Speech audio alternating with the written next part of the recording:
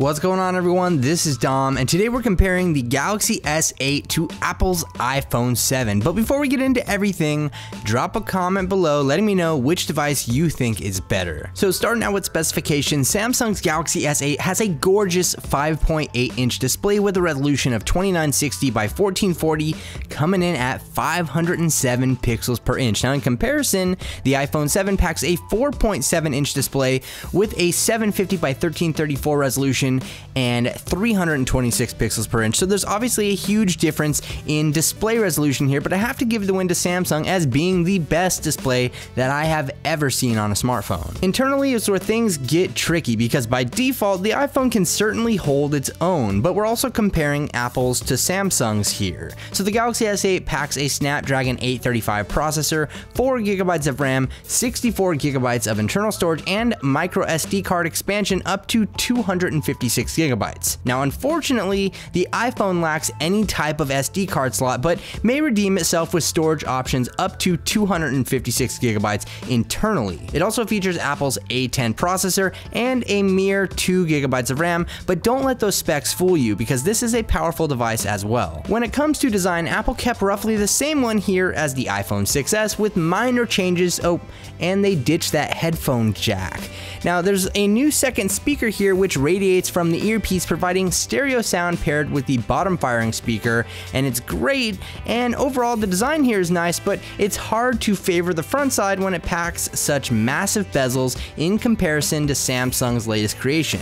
In fact, the Galaxy S8 packs a significantly larger display than the iPhone 7, yet is just as one-handable, which is definitely a win. The Galaxy S8 is just such a beautiful device, and of course, that big, nearly bezel-less display helps the case a lot here, but one word of caution, the Gorilla Glass 5 on the front and back side won't take too much in the drop department, so be careful. And with all that glass comes fingerprints and smudges galore, so if you'd like a little more resistance to that kind of stuff on either device, definitely pick up a D-brand skin like I have here on my iPhone 7 and S8, and I will leave links to skins for both of those devices in the description below. So with the iPhone 7, Apple ditched the mechanical home button in favor of a flat capacitive surface that feels like you're actually pressing a button, which, mind you, is also the home to the iPhone's Touch ID fingerprint sensor. Now, Samsung ditched the home button altogether this year, and the S8 now is just like every other Android phone out there with on-screen navigation buttons, though the home button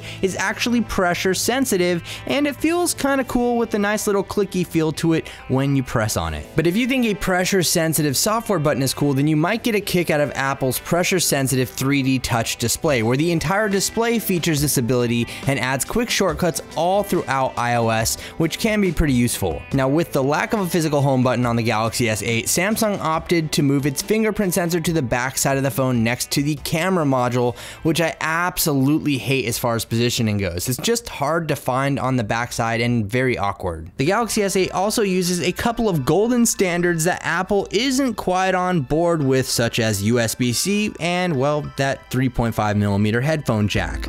Sadly, the S8 packs a single mono speaker, which is very disappointing.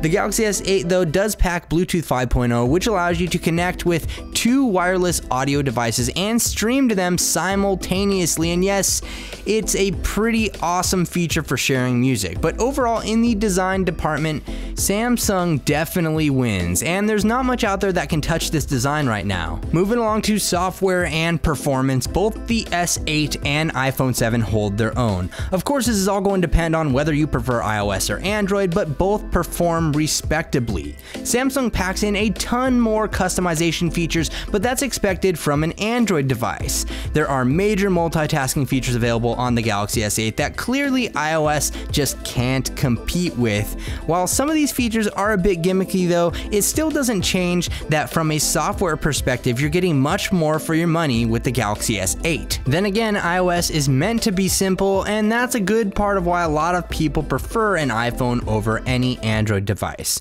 iOS has always been a bit behind Android in terms of customization and features, but that's been catching up over the past couple of years, though it's hard to compare these two drastically different operating systems, especially since you can only get iOS on an iPhone, and it's all based on preference. But let me know which one you prefer in the comments. Oh yeah, let's not forget about virtual assistants here though. So this year Samsung launched a new assistant called Bixby, and we all know how S-Voice turned out, so my confidence level here isn't the greatest, but the long-term usefulness has yet to come to fruition with Bixby, but it seems promising, and it even comes along with its own dedicated hardware button on the side below the volume buttons, though the Samsung Galaxy S8 also features Google Assistant, which can be swapped to within the Settings app, and Google Assistant is pretty fantastic and miles better than Siri, which is offered on the iPhone. You know, Siri isn't horrible, but you'd think after like how many years, Apple would have something better to offer. In the camera department, Apple's iPhone 7 is rocking a 12 megapixel sensor with an f1.8 aperture lens, optical image stabilization, a quad LED dual tone flash, and takes remarkable photos. It's definitely up there as one of my favorite smartphone cameras,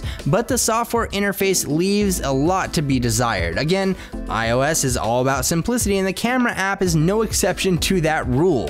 Of course, you can download third-party apps to amp up some of the manual mode action, but this is definitely one area where the Galaxy S8 ousts the iPhone 7. Speaking of the Galaxy S8, we have a 12 megapixel sensor, an f1.7 aperture lens for slightly better low-light performance, optical image stabilization, and a single LED flash. Now, the image quality here is outstanding and certainly tough competition for the iPhone 7, but check out the photo comparisons for yourself to see which camera will wear the crown, and let me know your choice below, and also check out the link in the description for full resolution photo galleries.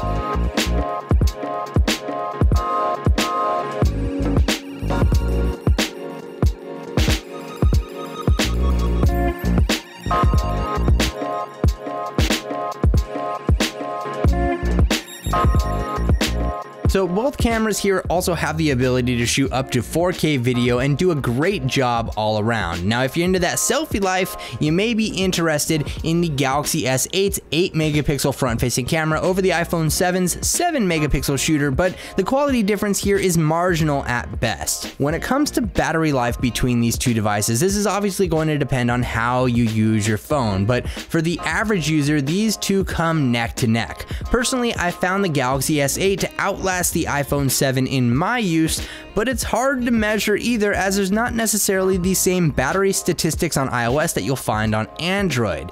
It's hard to give either one a definitive win, but like I said, the Galaxy S8 wins for me. Here's the thing though, with so many differences between the Galaxy S8 and iPhone 7, this is all going to come down to preference, and I've said this a lot. If you're an iPhone person, chances are you're going to be sticking with the iPhone, but sometimes the grass is subjectively greener on the other side. The Galaxy S8 has a design language that's definitely miles beyond the iPhone, but while Apple does only a little in comparison in terms of specs, details, and software, it does them all very right.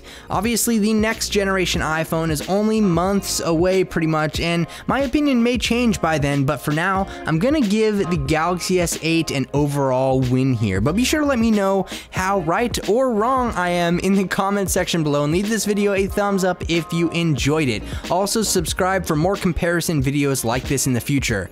Thank you so much for watching, everyone. This is Dom, and I'll catch you in the next video.